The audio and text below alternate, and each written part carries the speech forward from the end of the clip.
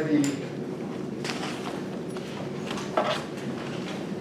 I'm almost done grading the exams. What I will do when I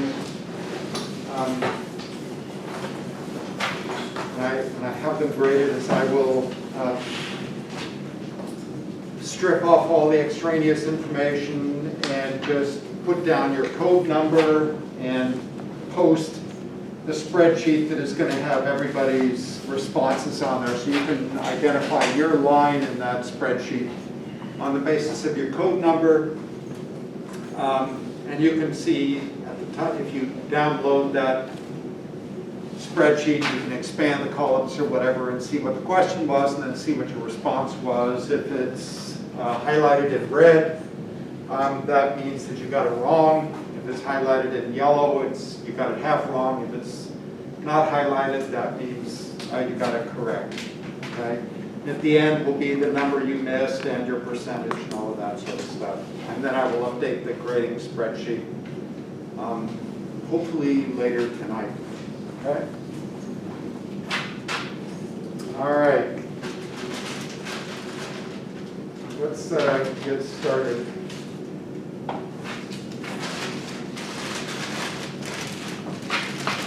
Lots of markers. Some of them, I hope, work. Oh, yeah. All right. So what we're doing is we're talking about population growth.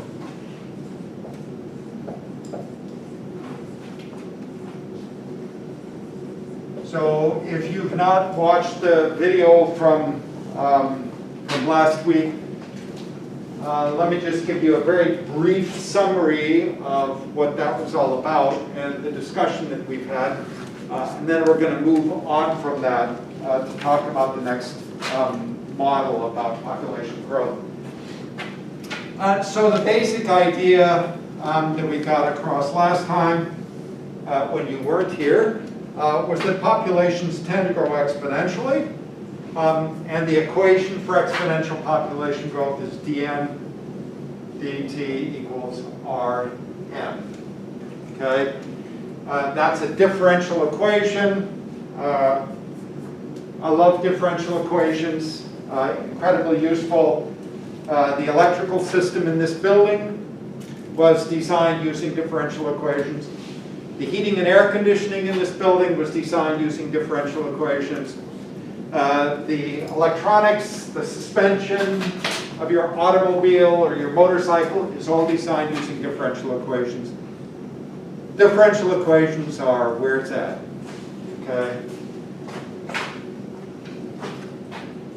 This particular differential equation, unlike most differential equations do not have explicit solutions, which is perfect.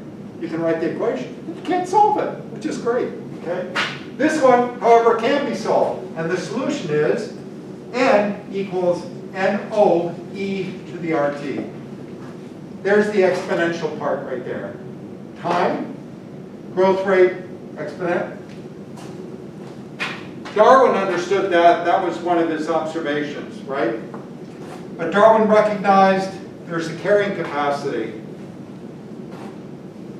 There's an upper limit to how large the population can get.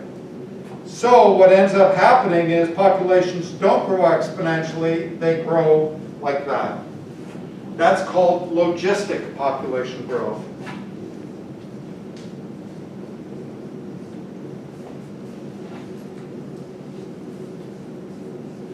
And the equation for logistic population growth is dn dt equals R times n times 1 minus n over k. So k stands for the carrying capacity, and we're just adding this one term. The beauty of this equation is you can't solve it. That's great. That's perfect. It's fine. Don't have to solve it. All we need to do is understand the behavior. All right. So, what's the behavior? What happens if n is equal to k? When n is equal to k, n divided by k is equal to 1. 1 minus 1 is 0. 0 times the positive number is 0. So the change in n over time is going to be 0. So in other words, if n is equal to k, that's where you stay. All right? What happens if n is smaller than k? If n is smaller than k, this is a number smaller than 1. 1 minus a number less than itself is a positive. A positive times a positive is a positive. So if n is less than k, the population is going to increase. What if n is larger than k? This then is a ratio larger than 1. 1 minus a number larger than itself is a negative number. A negative times a positive is a negative. So if n is larger than k, the population is going to decrease. So, what happens if you increase the growth rate a little bit? It grows faster, overshoots the carrying capacity, and then oscillates. What happens if you increase it a little bit more? It grows, and then the oscillations last longer. What happens if you increase it a little bit more? It crashes and goes to extinction. Okay? So, the problem, so number one, the system is self-correcting. Okay? If the population gets too large, nature is going to have its way with you, and it's going to bring the system back into equilibrium. No worries. The problem is, when you have this scenario, or that scenario, there's a lot of death, a lot of pain and suffering and starvation. Back in the 80s, we had Ethiopia, the famines in Ethiopia. We are currently in a famine where? What part of the world is currently going through exactly this?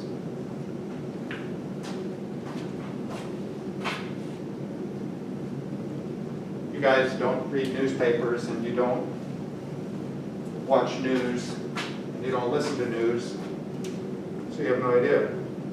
And you need to pay attention to the world, what's going on around you. Yemen, right? The problem in Yemen that is currently in place is complicated. It's there, it's a consequence of our posture towards Saudi Arabia and MLB and all those guys, right? There is this civil war taking place in Yemen, and over the last 4 years, we took a position there which did not help things. And the result is, because of the civil war, there's been no agriculture, no farming. These people are in a famine, and it's horrible.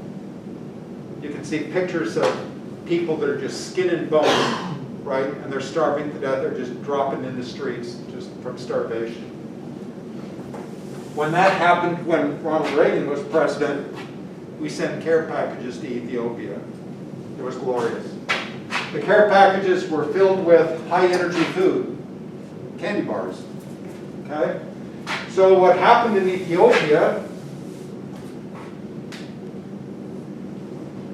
the population overshot its carrying capacity like that. People are starving to death. We see it on the nightly news. Everybody gets upset looking at babies with distended bellies and bugs and eyeballs sticking out of their sockets and covered in flies. So we send care packages. And now people have full bellies. The population rebounds. We lose interest because now we're not seeing pictures of starving babies anymore, so we stop sending care packages. The population is rebounded. They run out of food, the population crashes again, the images are back on TV, we get all worried, we send care packages, the population rebounds, we lose interest because there are no starving kids on TV. And it goes on and on and on and on and on and on and on and on and on like that. Okay? A lot of pain and suffering when that happens.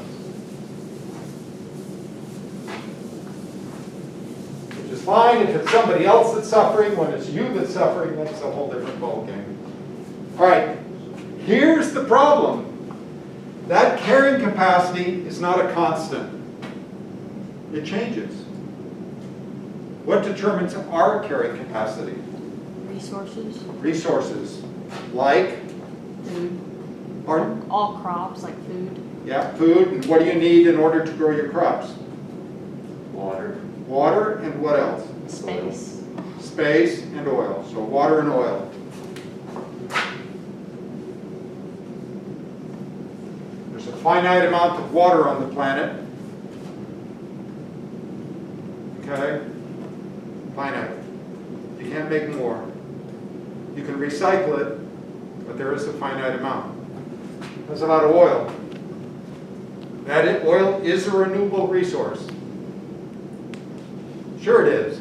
Just not On a time scale that we can exploit, right? So oil replenishes itself over a period of about 65 million years. Sucks to be us because we're going to use it all before we get to that point, okay? How many people in this classroom, every article of clothing that you wear is totally natural? Not a single one of you. You all have some sort of elastic fiber or something in your clothing, or it's you know, some Under Armour or some sort of thing like that, right? I'll bet there's not a person in here who's wearing nothing but cotton or wool. Or silk. Your clothing is made with oil. The drugs you take are made with oil. The food you eat is manufactured with oil. Everything you do, these tables, this furniture, it's all made from oil. Plastics are made from oil. Okay? Everything that you do depends on oil. And we're effing wasting it by burning it for fuel. How dumb is that? Oh, it's all right, we're going to have electric cars, that'll be great. No, that doesn't solve anything. Why? The only thing electric cars do is change where the oil gets used. Instead of the oil being burned in your car, it's burned at the power plant. Okay? Somehow, right, we have a problem. And when we run out of oil, or when oil becomes exorbitantly expensive, our carrying capacity is going to drop. And when that happens, we might suddenly very easily find ourselves in a position like they were in Ethiopia. And then we'll hope that the Somalis or the Yemenis or the Ethiopians send us some candy bars, like we did for them back, 40 years ago. All right. So the problem is, we need to find some way, and that was the lecture last week, we need to find some way of controlling population growth. Let's go back and look at the equation. dN dt equals R. R is really the birth rate minus the death rate times N times 1 minus N over K. So we really have two options. We need to control the growth rate. What we can do is we can decrease the birth rate or we can increase the death rate.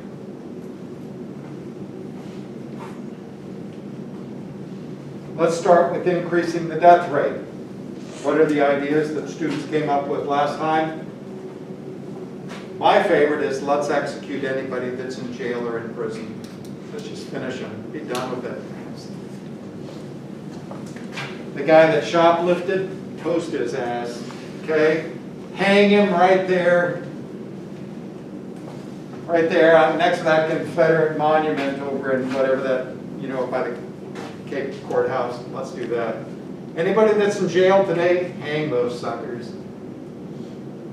Regardless of whether they're innocent or waiting for bail or whatever, haven't had their first hell, fry them. I like that. Actually, I think we should bring back public executions. I think that would do so much to the solid, you know, I mean, we have Sunday night football and all that good stuff. Let's have Wednesday night executions. We do it on public, you know, on TV, it'd be great. But that doesn't solve the problem. Why?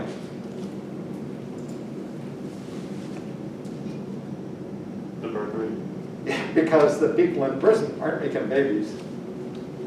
It's sort of hard to make babies when you're locked up with 3 other ugly guys in the cell, okay? So they're not the problem. How else can we increase the death rate? Get rid of health insurance, get rid of Obamacare, get rid of health care, get rid of Medicare. Forget about these COVID vaccines. Party hardy, kids. Take off your masks. Let's do this right, man. That'll bring the death rate up. Unfortunately, how many people have died of COVID so far in this country? You guys understand more people have died of COVID in the US than anywhere else in the world. And we're number 1, man. We are number fucking 1. Isn't that great? I love being number 1. We're the best. Why is that? Why are we so good at COVID?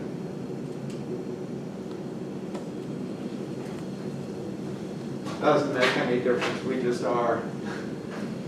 More than 500,000 people have died. It's coming up on 550,000 people, right? It's going to be 650,000 people before the semester is over. It'll be glorious. It'll be great. I'd like to see it get up to about 1 million people.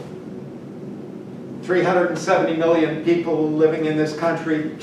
Knock that down to 369. It's a step in the right direction. It'll be great. Make a little room for the rest of us. I like that. But it's not enough. Okay? It's not enough. What else can we do? Problem with taking away Medicare, let all those old fucks die. Problem is, they're not making babies. They're not the problem. They are the problem. They're using up all the resources, those assholes. But they're not making babies. Sterilization. Sterilization. We tried that. We tried that in Pakistan. That's why that skeleton back there is made out of plastic, not real bone. We used to have real damn skeletons back there. They came from Pakistan. They came from India until Richard Nixon was president. And that stopped all of that because Nixon had this policy. He was concerned about the population explosion in India, Pakistan, and Bangladesh. So they set up these little tents. Guys could go in there, go through this little surgical procedure. They didn't know exactly what it was. And they'd get a little 9-volt transistor radio. You guys don't even know what those is. About the size of a pack of cigarettes, had a little antenna. You could tune in an FM station with it, had a little 9-volt battery in it. You rock out walking on the sidewalk. Problem was there were no FM stations in India. Hell, they got this cool little plastic thing. It was great. It wasn't until much later that they realized that they couldn't have babies anymore, and it was then that they understood what Nixon had done to them. Or in New York, back in the 60s, women would come in, you know, on welfare. They'd come in for welfare checks and gynecological exams, and they would fucking tie their tubes. Oh, this won't hurt. This won't take but a minute. Just like that. They sterilized them without consent, without letting them know what was happening. Is this a great country or what? I love this country. It's great.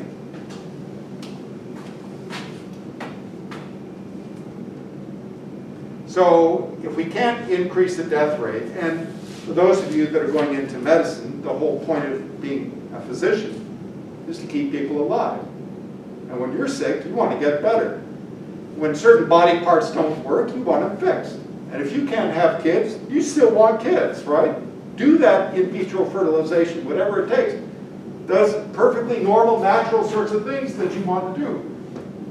It's going to be hard to increase the death rate. Hard. Because everything we're doing as a quote-unquote Christian nation is designed to prevent that. So that means we have to reduce the birth rate. How do you reduce the birth rate?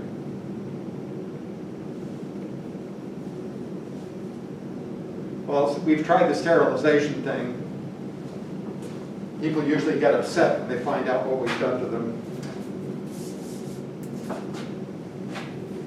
How can we decrease the birth rate? That's the problem. Educate women. Yeah, we could. So that brings up an important point. There are two parts to this puzzle. There's the male part and the female part. We're always talking about the female part. We're not talking about the male part. Why is that? Because we carry the children, so it's kind of on us. It Because seems like. you matter and he doesn't. You do. Okay. But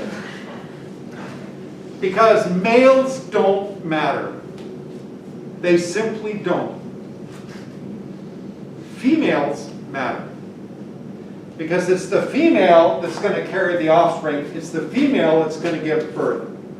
You're going to get stranded on some deserted island. You, one guy, and 999 young women. How many babies you're going to get the next year? Hopefully more than one. Okay? Now flip it around. One woman and 999 different guys. How many babies you're going to get the next year? Maximum one. So you could potentially have 999 babies versus one. That's why males don't matter. It's the female part of the population that counts, not the male. When demographers work on population projections, they completely ignore the male part of the population. The only part of the population that matters, that counts, is the female part. And we're going to do the same thing. Now, how can we reduce the birth rate? So one idea is education. How? We're going to teach them about sex. Teach them about... this is embarrassing. I used to... I'm not doing it anymore because it's too sad. I used to hand out a little questionnaire, no names, just hand out a questionnaire and just ask men and women in the class, during what point in a woman's cycle is she most likely to conceive? And it turns out that nobody has any clue. The men certainly don't have any idea, and an unfortunately large number of women don't have any idea either. Okay? Just sad. So let's educate people about sex, right? How does that work in Cape? I know both my kids, they educated the sexes separately in high school when they got sex ed in high school. The boys are separated from the girls, and basically it was just say no. Just that Nancy Reagan thing to drugs. Just say no to sex. Save yourself for marriage. What a dumb idea is that? I'm sorry. But imagine you marry some guy and he's got like a micro penis or something. Or you marry some guy and just nothing works. Or you're revolted by him, or he's lousy, or he doesn't care, or whatever. And you're going to spend the rest of your life with this person? Yuck. Or imagine you guys, you marry some woman and you go, yeah, this ain't working. No. You're now stuck. So, my advice, I know I'll go to hell for this, but my advice is practice, okay? It's just like if you're playing a musical instrument, you gotta practice. Do it. Okay? Make sure everybody's on the same page with how this works. And I give the same damn advice to my daughter too, so I'm not picking you guys out. Of course, my daughter thinks I'm not quite right.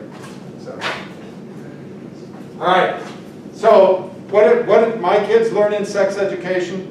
Just say no, and then a litany of all the sexually transmitted diseases. Great. Did they teach them how to put a condom on? No. Did they teach them what a condom was? No. Because in a Christian country like this, birth control is a sin. All right. So, education. Or? So that's the conundrum that we face. It used to be that we had this big deal about every person should have every woman should only have 2 kids. Because then you reach neutral replacement, right? So if every woman just had 2 kids, then the whole population problem would be solved. So every generation just replaces itself and we're all good.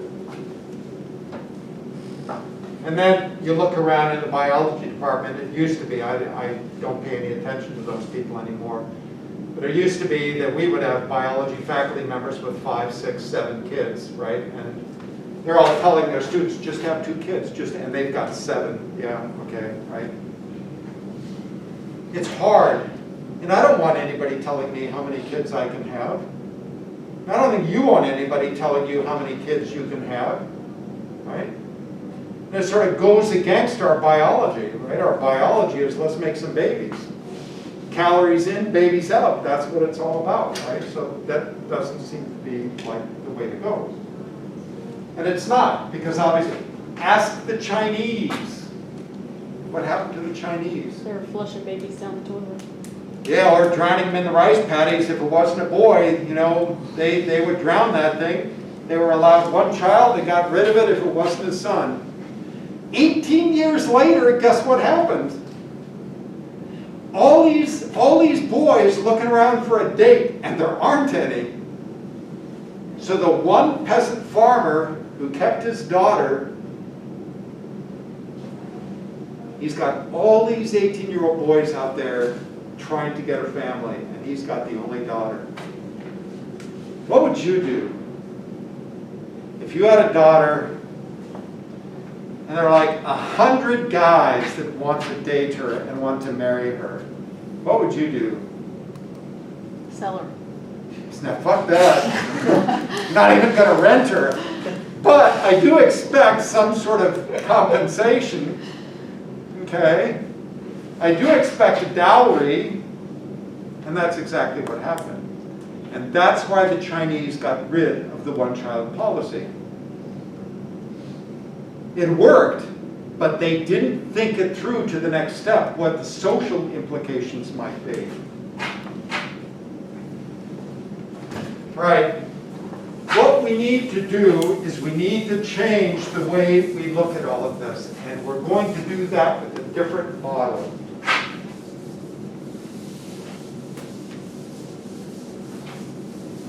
And our model is going to do this. We're going to look at 2 things. We're going to look at survivorship, which I'm going to refer to as LX, and we're going to look at fecundity, which I'm going to refer to as MX. X is age.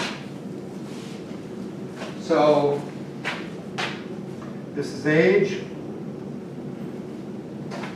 This is age. Let's start by survivorship. You can look at mice, and they have a survivorship curve that looks like this. The average mouse lives less than 6 months. Okay? So given that you're born, what's the probability that you see your next birthday? Very low. Okay? Elephants, on the other hand, have a survivorship curve that looks like this. Given that you're born, what's the probability that you see your next birthday? It's very high. So this is mouse, and this is elephant.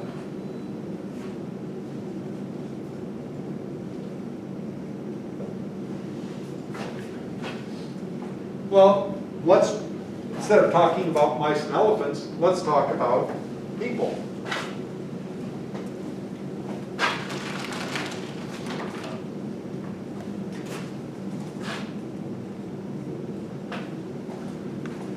For people, for white people, it looks like this.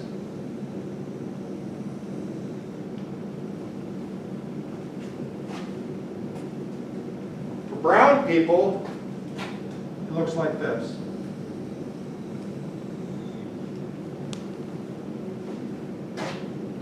Why the difference?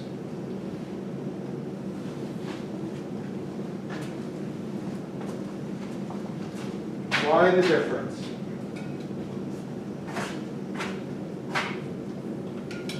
Resource inequality? Yeah, resource inequality.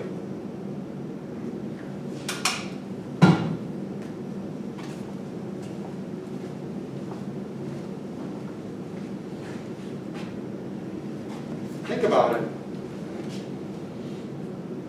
You're white, chances are you have a better job. Even if you don't have any skills, chances are you have a better job. You have health insurance. You have all sorts of support. People take care of you better. You're less likely to have some police officer kneel on your neck for 9 minutes. Okay?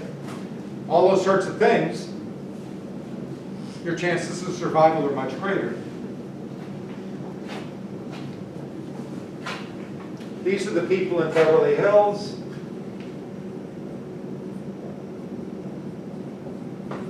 These are the people in Watts.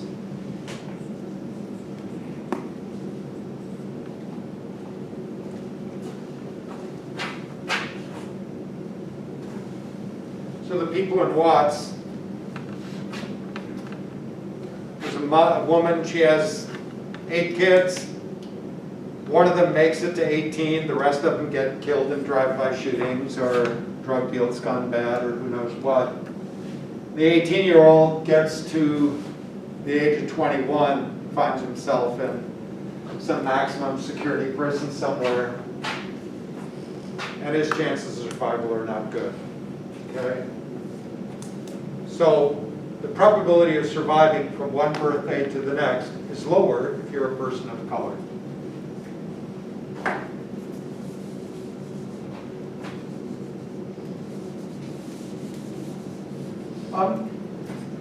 What do those curves look like for men and women? Are the curves different for men and women?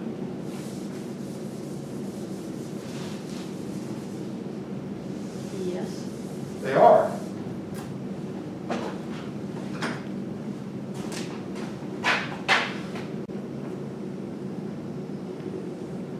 There's the curve for women. There's the curve for men. Why is it different? Now, the insurance company understands that. I know you guys aren't paying attention to life insurance or something of that sort. But if you're a male, the cost of life insurance is higher than if you're a female. How about automobile insurance? The cost of automobile insurance is higher for males than it is for females. And the younger you are as a male, the higher it is. Why do males pay more for auto insurance than females? They're more likely to get in accidents. Why are they more likely to be in accidents? More likely to get in drunk driving or... Well, I don't think being drunk is more likely in males than females. Just the whole boys. Reckless. Like, reckless driving. Yeah. Males are much more likely to practice risky behavior than are females. Why is that? Testosterone. Pardon? Testosterone. Testosterone. Because risky behavior on the part of the male works. Risky behavior is what gets the male copulatory events. Okay? Taking chances, taking risks gets you noticed, gets you opportunities that don't happen for the cautious male. Okay? And that includes, how many, I'll bet we could look at the odometer. I'm assuming everybody has a car, maybe not, good for you if you don't, right? But if you have a car and we were to check the odometers across the entire student body, I know some of you live in St. Louis, some live in Cape or Jackson or whatever. But if we were to check the odometers, I guarantee you the average miles driven on a daily basis by a male is going to be far greater than the average mileage driven by females. Why is that? Turns out, if you look at and track mice, male mice travel about twice as far every day as female mice. Male elephants travel twice as far every day as female elephants. Male bison travel farther than female bison. Male wolves travel farther than female wolves. Male animals travel farther than females. Why?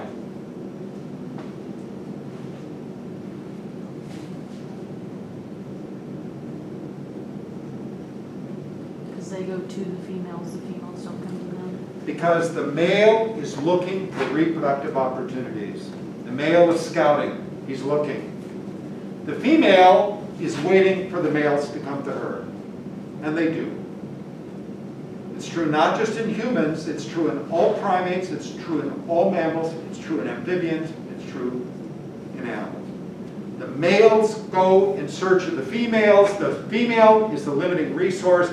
The female waits for the male to come to her.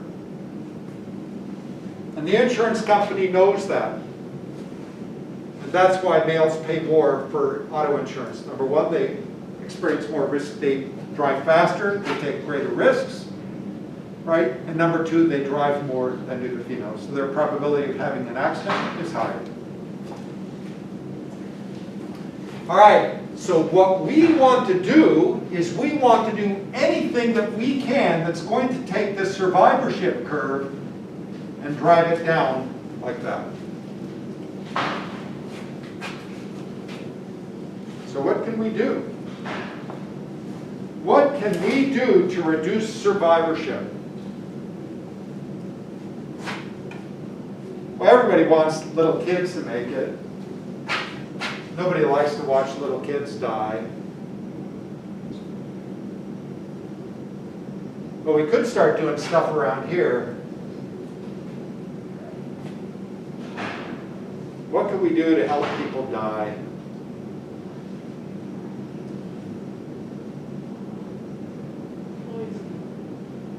Yeah. Raise the speed limit way too fast. Raise That way we die on the way to work. Wasn't that great? You know, I mean, one of the reasons Jimmy Carter got voted, didn't get a second term was because he did things like a 55-mile-an-hour speed limit. People didn't like that. And then when the other political party realizes how much people hated 50, we kept raising the speed limit. First it was 60, and then 65, and then 70, and then 75. There are places in Idaho where there is no speed limit. Nevada, you can go 100 miles an hour or whatever. It doesn't make any difference. And the beauty of it is thank those politicians. They're thinking, man. They're going, yeah, we got to solve this. This is a real environmental disaster. We need to kill more people. And they did. It's great. Cars, I mean, just cars coming up. You see some of these crashes lately, 80 cars, crashing on an interstate, crushed by trucks, dead bodies everywhere. It's glorious. You gotta love that stuff, man. It's a thing of beauty, unless, of course, it's your girlfriend or boyfriend or best friend or parent or sister or something. Then it's not so fun. What else can we do? Well, it's the same old thing. Well, we could get rid of the Affordable Care Act. We could get rid of Medicare. We could make health care more expensive so that only the white people can afford it. That's all good. And that'll help, okay? The problem is, it's the same issue that everything that we're doing in terms of research and all that kind of stuff is designed to keep people alive, not designed to kill them. So again, we're confronted with this issue of how are we going to take control of population growth? And it seems unlikely that we're going to do it in this way. We could do what other religions do. We could expect people to become martyrs, suicide bombers and shit, okay? Be a suicide bomber and go into some maximum security prison. Solve this problem on 2 different levels, okay? It'd be great. All right, let's leave that aside. Let's talk about the other part. And we're not talking about males, we're talking about females. So here's age 0, so that's birth, and here's age 100. There's a 50-year-old. That makes that 25. That's 75. All right. So, when do human females start having babies? When do they become reproductive? Reproductively mature, not emotionally mature. When do females become reproductively mature? When can we officially call them adult? Not legal adults, but when is a female a biological adult? What age? 14. Yeah, actually probably closer to 12 or something. Somewhere in there, okay? What's the record in the US? What's the youngest girl ever to give birth? An 8-year-old girl in Chicago. The south side of Chicago. What's the world record? A 5-year-old girl in Tijuana. What does the south side of Chicago and Tijuana have in common? They're not nice places. I love Tijuana. I love the south side of Chicago. But what do those 2 places have in common? Poverty. Poverty. Okay? There's an interesting phenomenon. As your income level goes down, the chance that you're going to give birth at an early age goes up. The higher your income level, the higher your socioeconomic status, the less likely you are to give birth at a young age. It turns out that when human females are under stress, they respond physiologically by becoming sexually mature at an earlier age. That's not just human females. The same thing happens to elephants. The same thing happens to mice. The same thing happens to guinea pigs, horses, whatever. As their stress goes up, as physiological stress goes up, the age at which they become reproductive goes down. But for all practical purposes, in Western affluent culture, white America, it's at the age of 12. Okay? When do human females stop reproducing in America? When is it all over? When is it all over, not in terms of intimacy, but in terms of making babies? When is it over? 50. Yeah. There are a couple of women that have had children at like 49 or something like that. A couple of celebrity women that have done that. Okay. So it's basically over by. It turns out the peak is at 16. So the MX curve looks something like that. And this peak at 16, that's referred to as the peak reproductive value.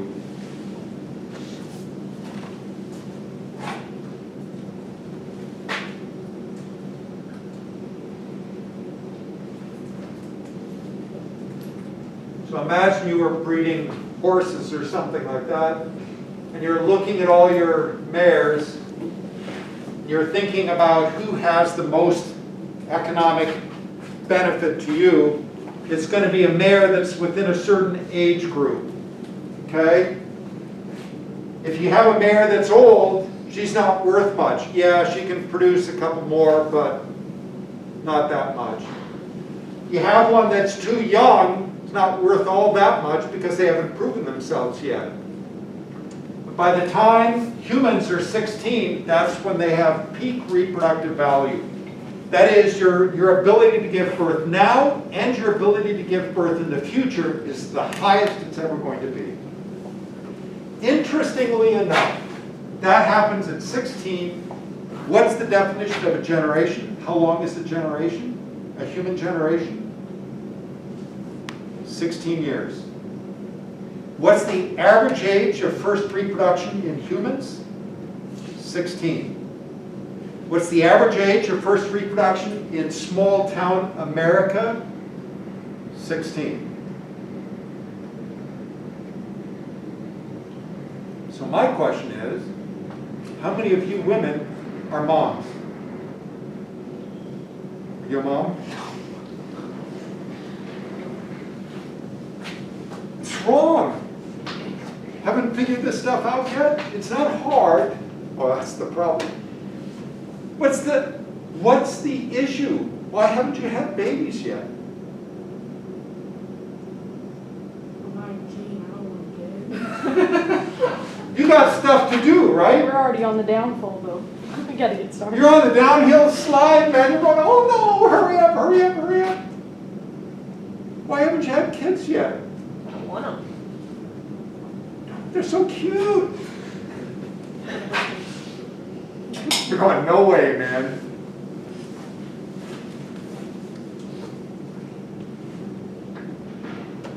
You guys aren't doing it. Okay? You're not able to convince them. What's wrong with you guys? These beautiful young women here, and you know, all the guys, they're all over here. All, you know, it's okay to sit next to a woman. It is. It's fine.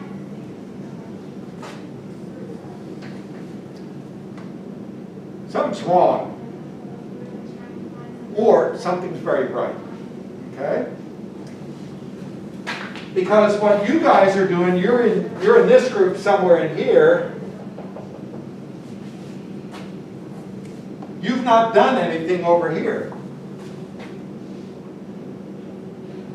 So think about the total reproduction that you can get as the area underneath this curve. Okay? For the population as a whole, that's the amount of reproduction you can get. And what you women have done is you've removed that part of it from the equation. So now the total reproduction that you're capable of is significantly less. So the total number of babies you can produce is less. You don't care, that's fine. Because you don't want 12 kids. Maybe you just want 7. Okay? Or 2, or 1. Or maybe you want to adopt. Or maybe you want to say, screw that. I don't want any. Okay? Which is fine. You see what's happening? They've removed this most valuable part of that curve. And what have they done? How do they do that? By making it taboo and a no-no to have babies young. No, it's not a taboo and it's not a no-no, right? But you made a conscious choice. What's your choice? To wait. Yeah, why? Why wait? What is it that you want? I mean, it's all a series of choices. Why are you waiting? How do you envision your life playing out? Different than if you were 16 and had a kid. You're sitting there going, yeah, but I want to work for the U.S. Fish and Wildlife Service, or I want to work for the Centers for Disease Control, or something like that. And I'm not going to get there if I'm spending all my time at home taking care of a baby. So what you're thinking about is you're thinking about getting your career started, getting your life started, getting financially secure, so that when you do have a baby, you're not worrying about welfare and making it from one month to the next. You have a steady income and a nice car and a nice house and all of that sort of stuff. You can provide your baby with whatever your baby needs. That's what you're doing. So you women are delaying the onset of reproduction in an effort to maximize your reproduction later on. So instead of having lots of babies and putting little into each, you're going to have fewer babies and put more into each. So you guys are following the Beverly Hills model rather than the Watts or Compton model. Okay?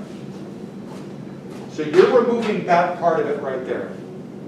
In other words, if we want to solve the population growth problem, all we have to do is, instead of telling people you can only have 2 babies, let's tell people, you want 15 kids? Oh, that's fantastic. I love kids.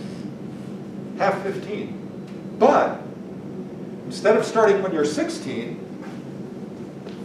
start when you're 20. Or start when you're 25. Or start when you're 18. In other words, delay when you start. Every year that you start later here is a huge slice of that curve that you're removing. It's a huge reduction in the overall birth rate of the population.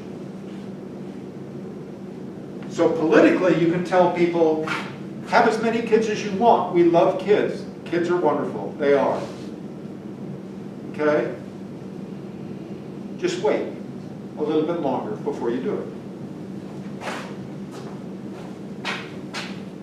The other thing you can do is say the following. We can take the top off of that curve. We can get rid of that part of it. How do we take the top part off of that curve? Easy. Instead of having a new kid every year, let's put more years in between kids. So instead of having a kid every year, have a kid every other year or every 3rd year. And you can still tell people, you want 15 kids? Fantastic, I love kids.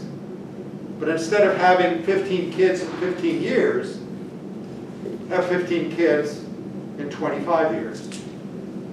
Spread them out a little bit. So if you educate women about the benefits of spreading what would be the benefits of spreading kids out? How many of you people know a woman who's had a lot of kids? How many? It was like 9 or 10. And what did she look like? Tired. Okay? What does her body look like? Worn out. Tired. Aches, pains, sagging. Hips are a heck of a lot wider than they used to be.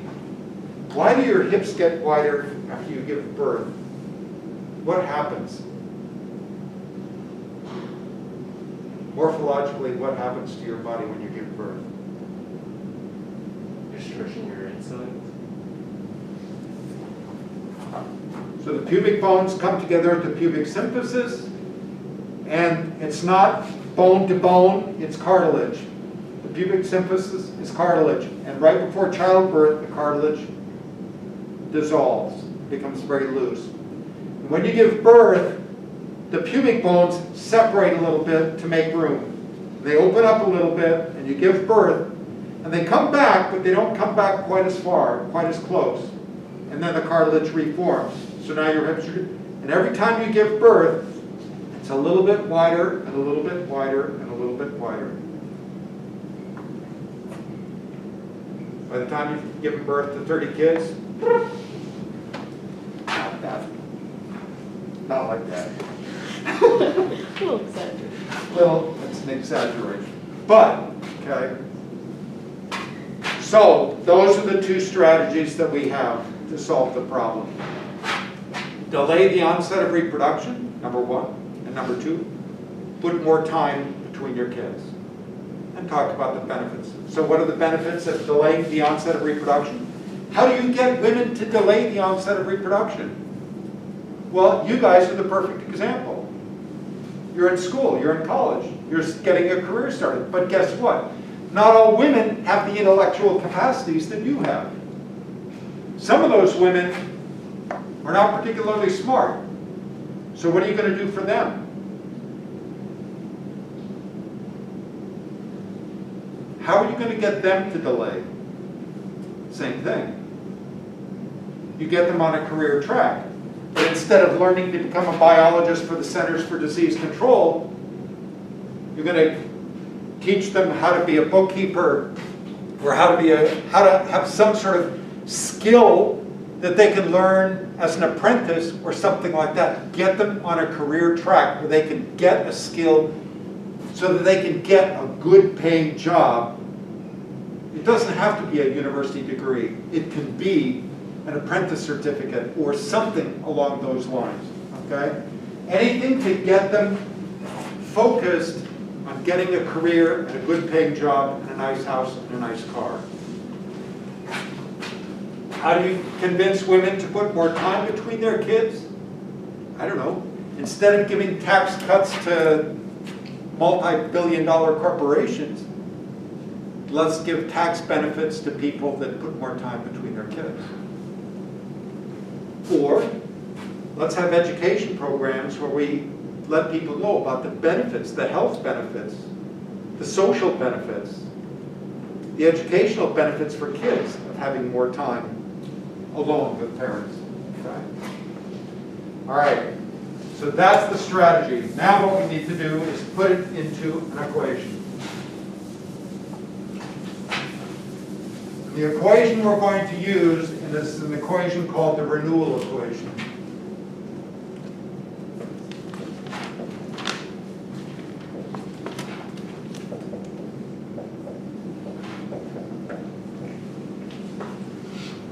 The renewal, it's called a renewal equation because it renews itself.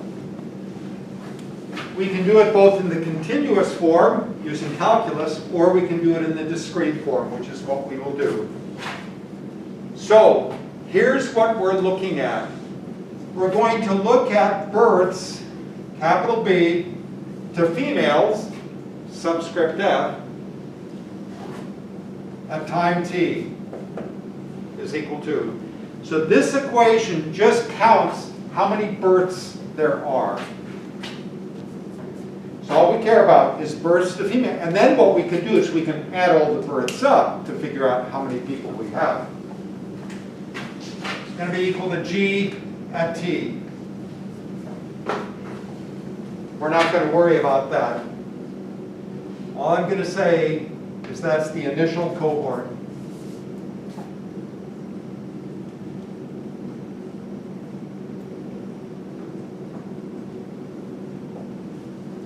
So that's the founding population. After a few generations, it doesn't make any difference. So we're not even going to worry about what G of T is or what G of T is. Plus the sum. Everybody knows what the mathematical capital sigma means. Anyone not know what capital sigma means? Okay, we're going to add up births to females at time t minus x. So births to females x time units ago.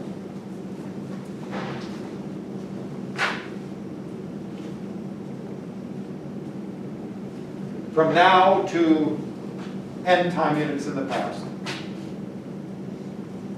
Times Lx times mx.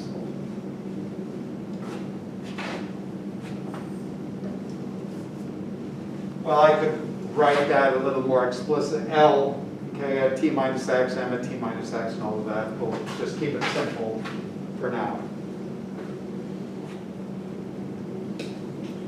So let's think about this.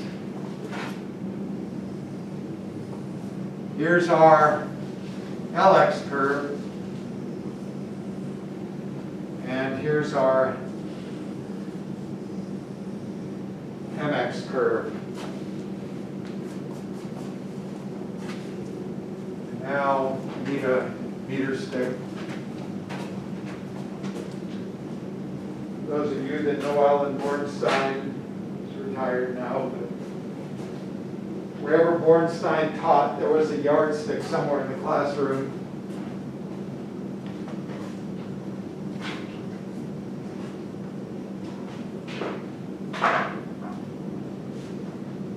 But he's gone, so we no longer have yardsticks, but I got a broom. Who was that? All right.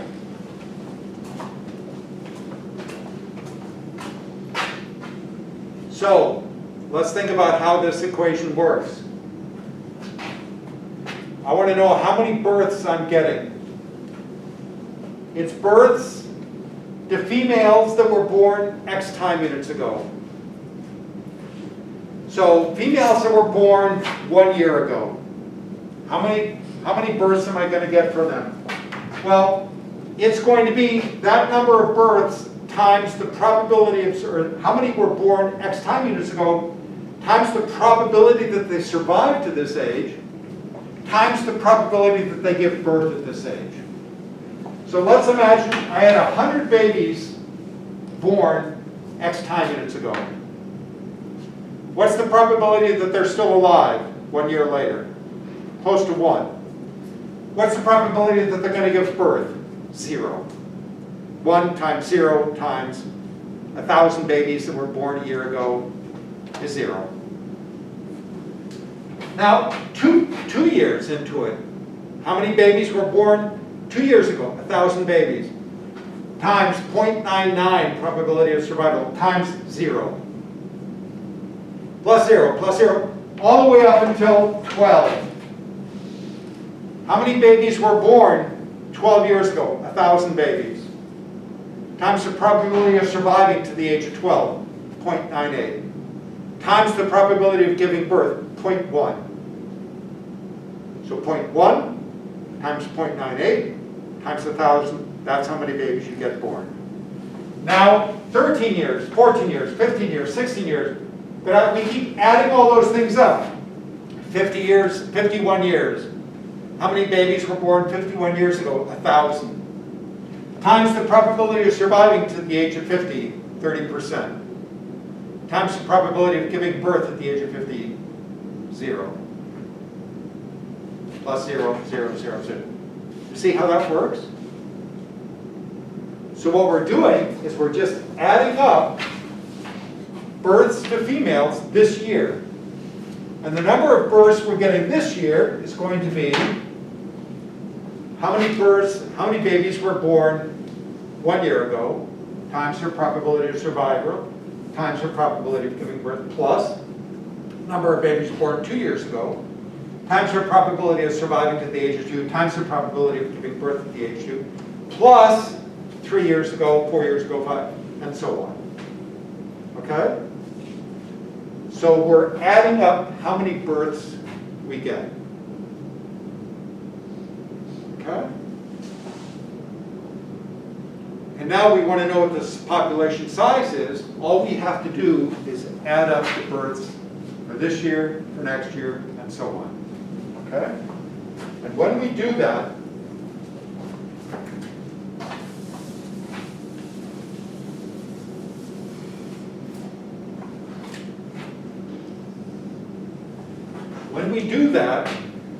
and we model population growth,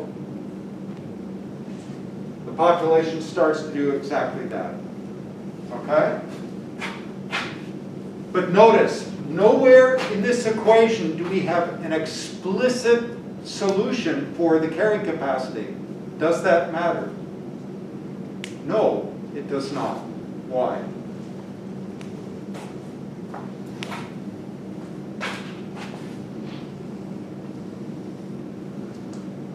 This is population size.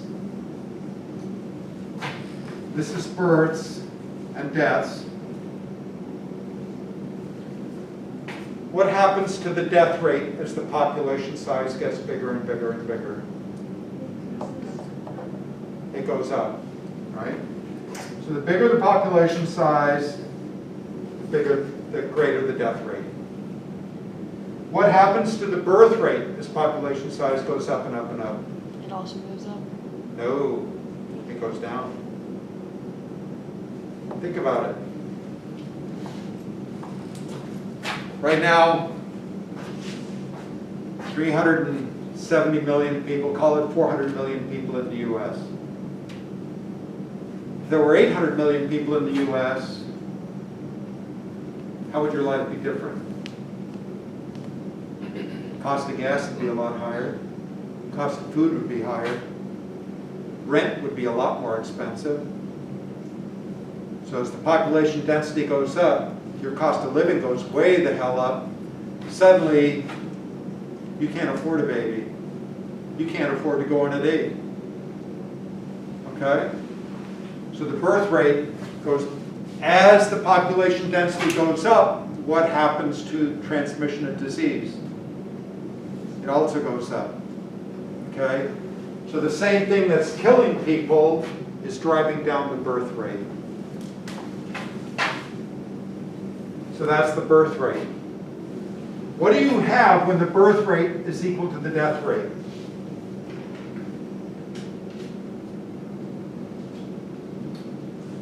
What is that? At what point in population growth does birth rate equal death rate? Right there. When d and dt is equal to 0, when it's no longer changing, right?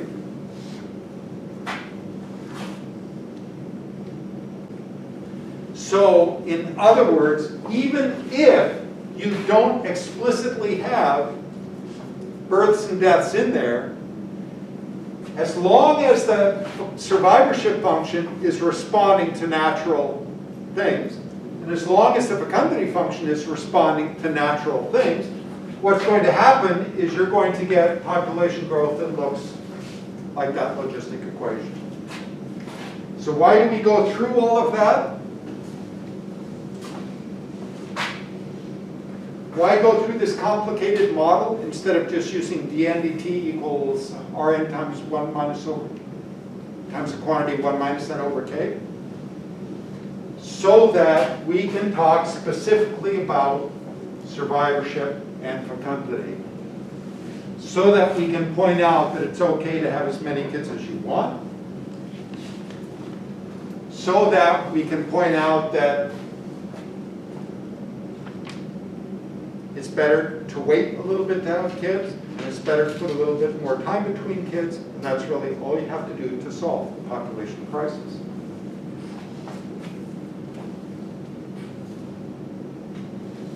All right.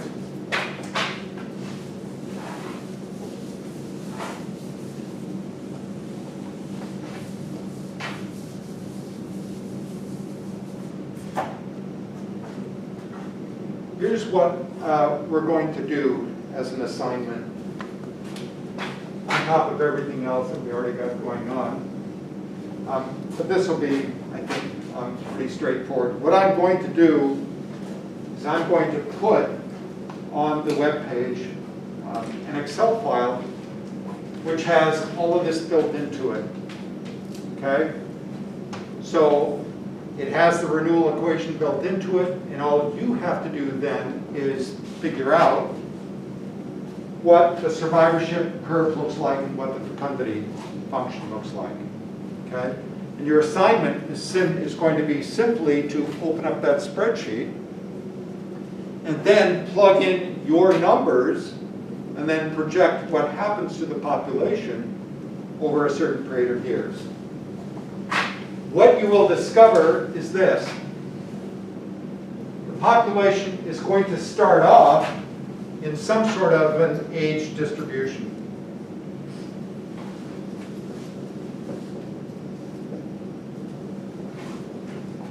And given enough time, it's going to settle down to something called the SAD. And that's what I want to talk about in just a moment. okay?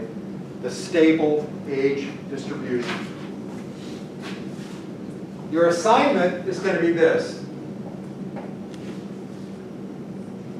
Number one, I want you to pick a country.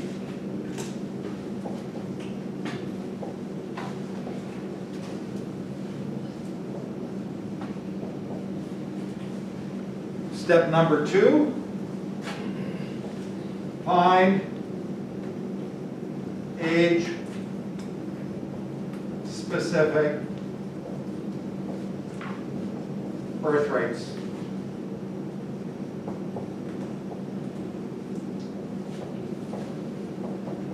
That's going to be expressed as births per 1,000 or births per 10,000, something like that. Okay? Then I want you to find age-specific deaths. Again, that's going to be deaths per 1,000, deaths per 10,000 by age. Now, it's not going to give you age 1, 2, 3, 4, 5. It's going to break those down into age classes. So you're going to have to be a little bit aware.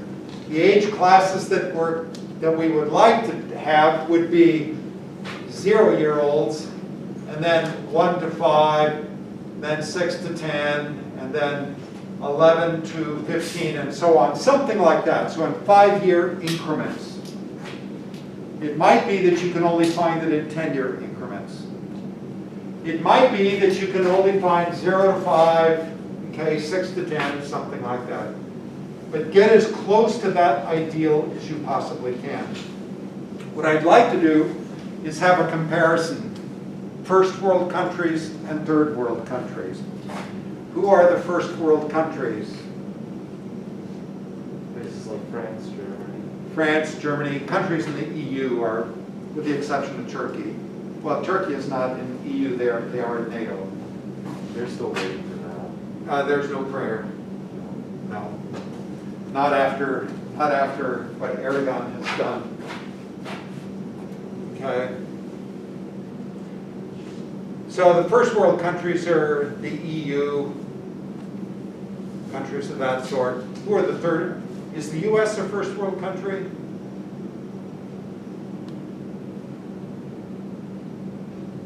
What is a first world country? What's that based on? How do they decide who's the first world country?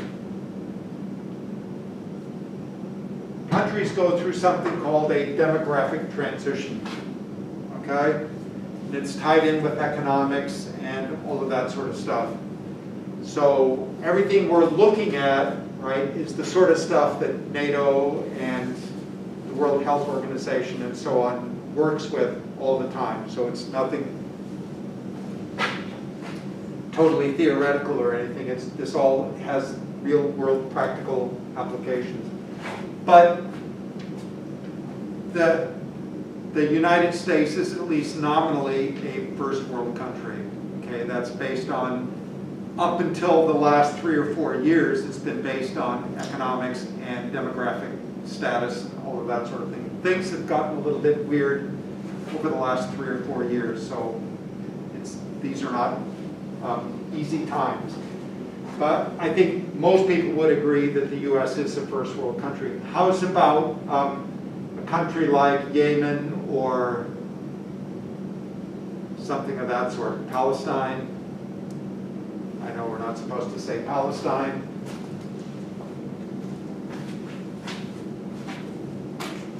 Are those first world countries? No, they're third world countries, okay? Ecuador, Honduras, Guatemala, Mexico, those are all third world countries, okay? So choose a third world country or choose a first world country. Let's make that decision pretty, well, let me do this. Let me assign you first world or third world country, okay? Or, first of all, do you have a preference? preference for first world or third world? You don't care, so take a first world country. Doesn't matter. Third world. Doesn't matter. First, third, first, third, first, third, first, third. Okay?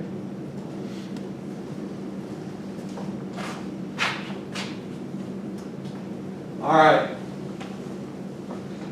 So choose, if you have a first world country, choose a first world country. Okay, and then by Wednesday, let me know what your country is. Where do you find the data? You can find the data online. I would start by looking at the World Health Organization, the WHO. Look under demographic databases or something like that. But you can find all of those data online.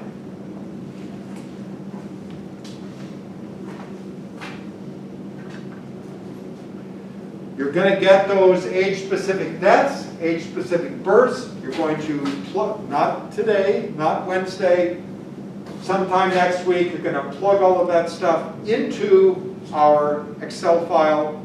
You're then going to provide me with a couple of graphs. Here's what those graphs are going to look like.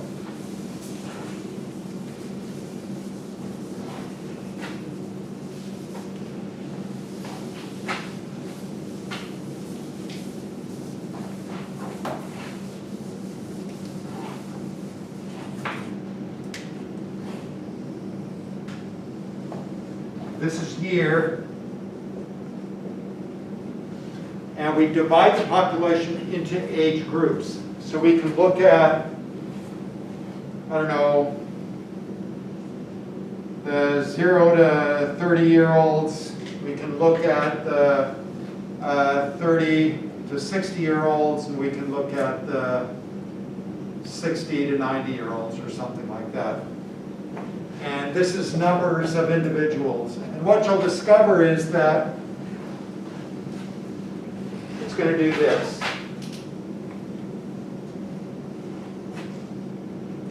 Actually, I do these backwards. So these would be the 60 to 90s. These would be the 30 to 60s.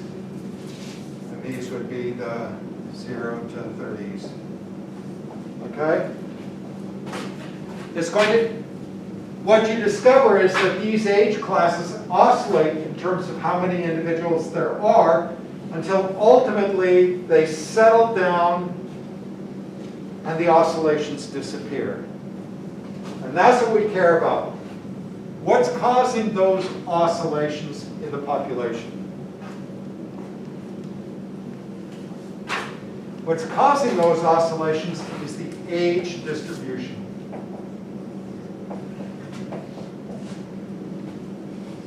So let's make an age pyramid. Let's make an age pyramid for the US population.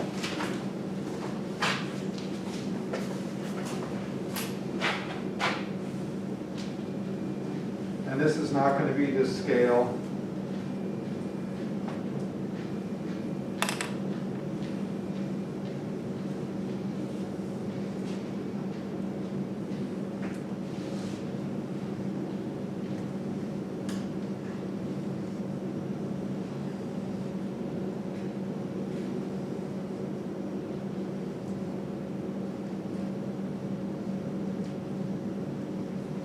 It looks something like that. Okay? It's not the scale. Let's compare that with what you would see in Mexico. So this is the good old US of A. And over here, let's do the same thing for Mexico.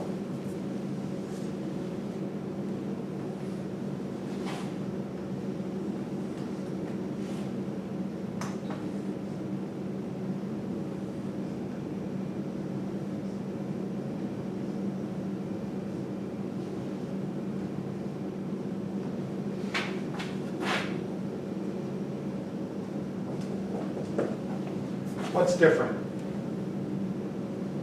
So each of these is an age class. These would be 0 to 5s, 5 to 10, 10 to 15, and so on. Okay? Why are the curves different? Let's talk about the US of A. What the hell is going on here?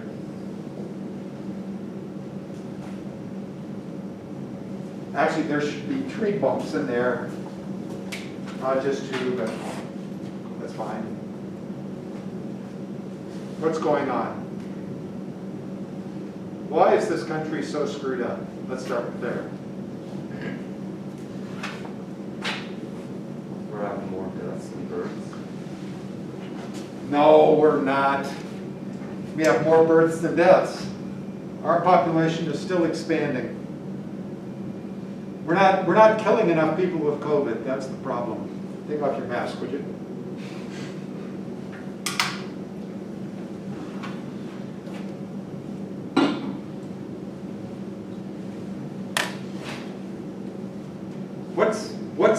What's the problem in this country?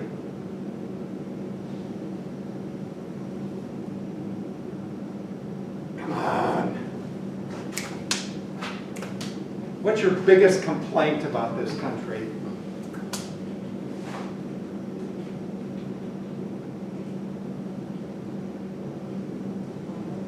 Pardon? A lot. A lot, yeah, but name one thing that just really annoys you. Like going to Walmart and seeing all these people in their little scooters and, you know, spandex pants down below the crack, and you can see their tramp stamp on this double wide ass on that scooter. I mean, that's the sort of thing that just... They're just humans, right, getting along, but good Lord Almighty. Why are they like that? Because the effing baby boomers screwed everything up. That's why. What is this baby boom thing all about? Who are the boomers?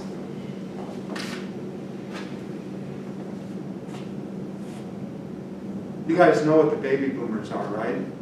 Who are they? Like 60-year-olds? 70-year-olds? Yeah, me, my generation. Okay? Post-war, want to settle down, have a bunch of babies.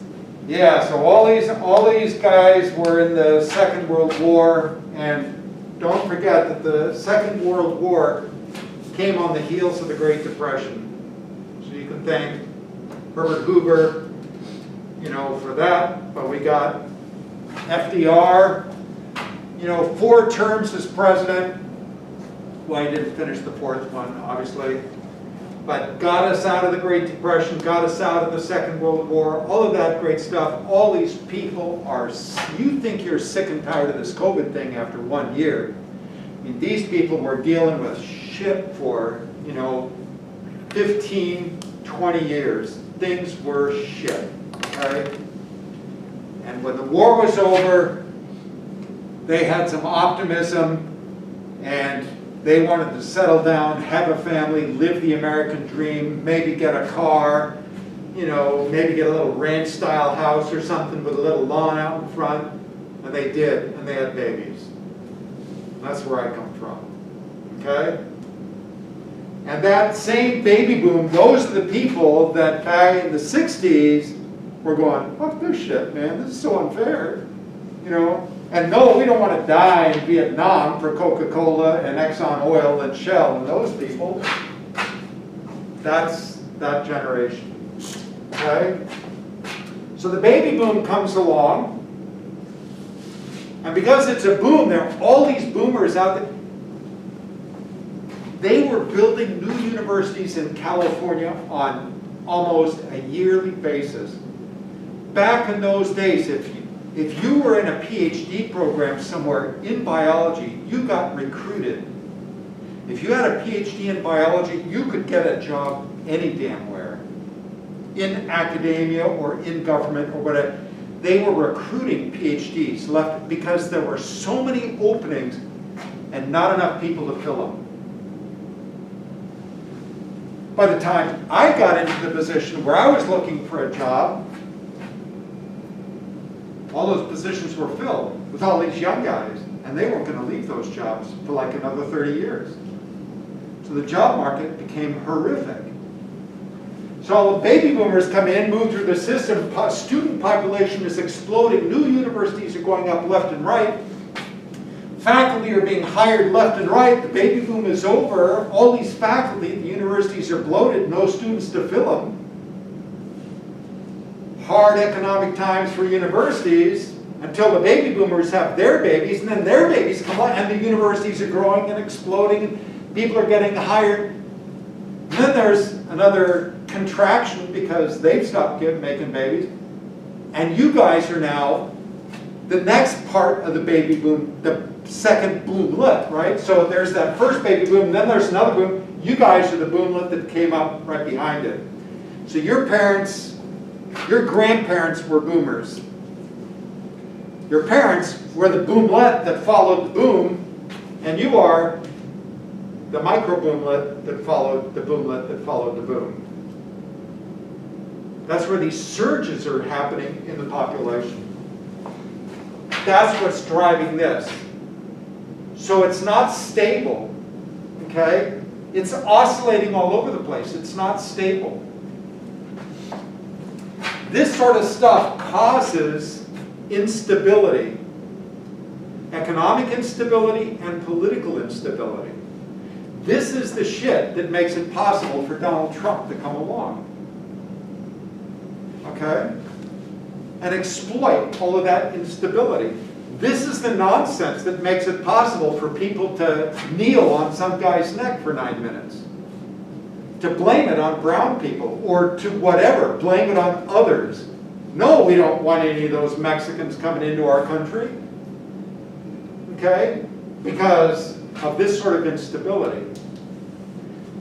I don't know if you've noticed, 5 years ago, there would have been students in this classroom wearing hijabs. There was an enormous population of students in here from South Asia and from the Middle East. Where are they? Back home because of COVID. No, they got kicked out long before then. They got kicked out because the president at the time said he didn't say he didn't want brown people, but he put a travel ban on these 8 Middle Eastern countries. He suddenly made international students totally unwelcome.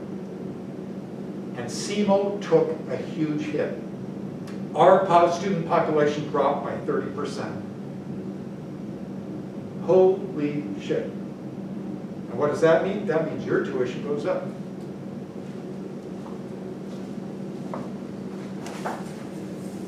Well, let's compare that with Mexico.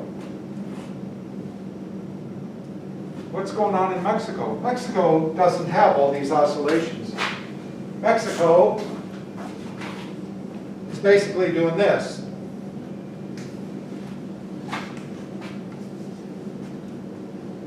The problems that Mexico faces are different. They don't have a baby boom.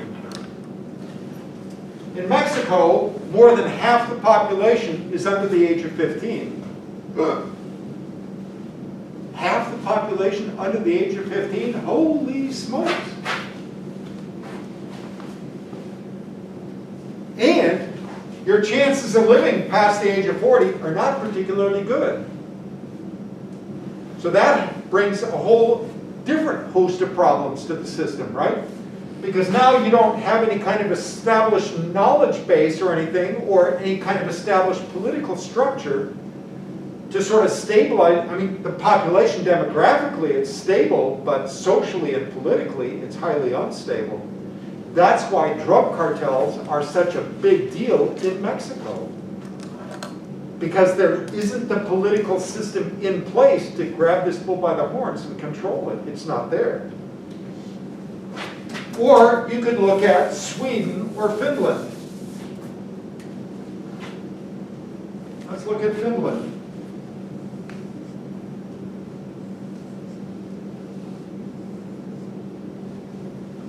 Anybody know where Finland is? What's the big deal about Finland? Finland part of Europe? Part of the EU, or where? What? Which country has the absolute best educational system on the planet? Finland. Finland, a former Soviet bloc country.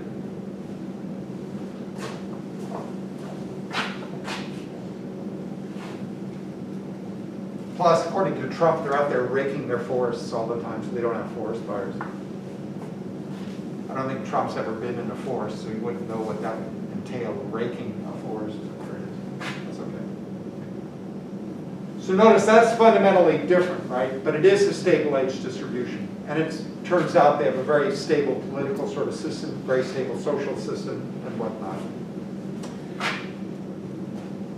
Here's what happens.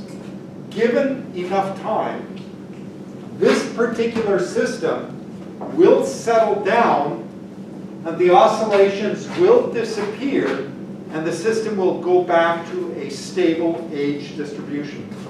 This is a stable age distribution. This is not. Why do we care?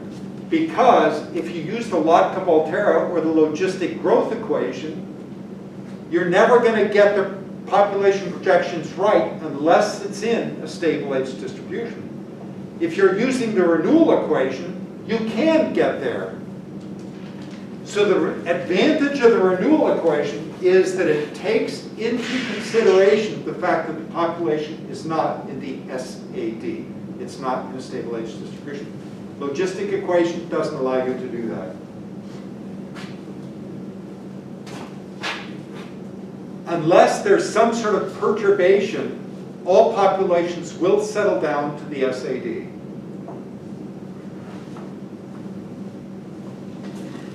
What are the perturbations? Well, the Second World War and the Great Depression were perturbations. Who knows what the current political climate in this country are going to do, okay? But there we are. All right, that's enough for one day. So, one other quick little thing. When we meet, we will probably go outside again on Wednesday. I'm going to talk for just a few minutes about SquirrelNet assignments and so on, and I may ask for some volunteers to participate in an online roundtable concerning that project. I'll have more information about that on Wednesday. If your assignment then is going to be choose a country by Wednesday, my recommendation would be go online, go onto the World Health Organization, something like that, find demographic data for a country. Choose a country, first world or third world, okay?